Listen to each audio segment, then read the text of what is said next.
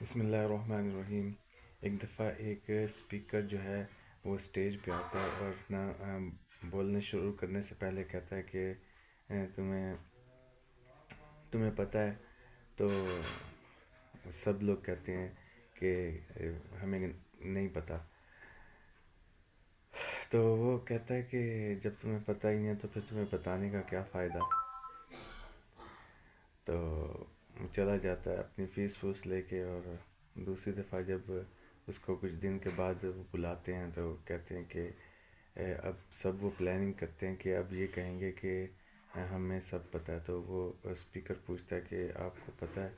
تو وہ سب کہتے ہیں ہاں ہمیں پتہ ہے۔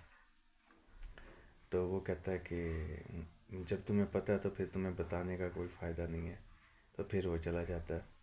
تو تیسری دفعہ جو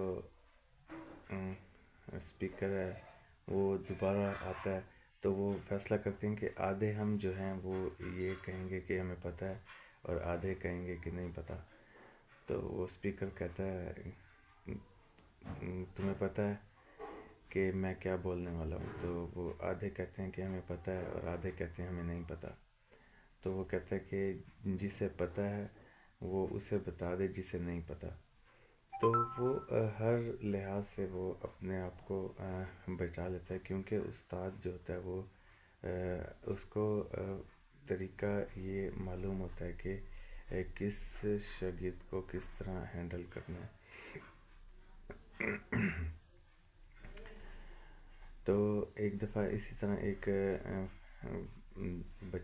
دو بچے تھے، ایک پڑھنا نہیں چاہتا تھا ٹیچر سے، اور ایک پڑھ لیتا تھا، ایزی تھا۔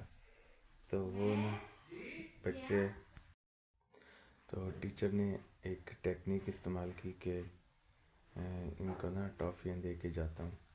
تو پہلے دن آیا 2 ٹافیاں دیں، دوسرے دن آیا ایسے 3 ٹافیاں، پھر 4۔ تو جب ایک ہفتہ گزرا تو اس کے بعد اس نے پوچھا کہ بیٹا میں ٹافیاں بعد میں دوں گا، آج تم یہ بتاؤ کہ پہلے دن سے اب تک۔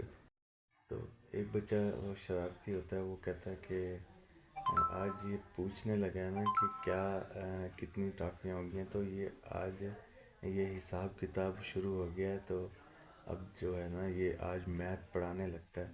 تو وہ اس دوسرے بچے کو کہتا ہے کہ نہ بتانا کہ آج میتھ شروع کرنے لگا ہے۔ جو پڑھنا ہی نہیں چاہتا وہ اس کو کوئی بھی نہیں پڑھا سکتا۔ اور دو دو چیزیں سیکھی کہ ایک استاد جو ہے وہ ٹیلنٹڈ ہوتا ہے، اور دوسرا بچہ جو چلاک ہوتا ہے وہ بھی کبھی نہیں پڑھ سکتا۔ بہت شکریہ، السلام علیکم۔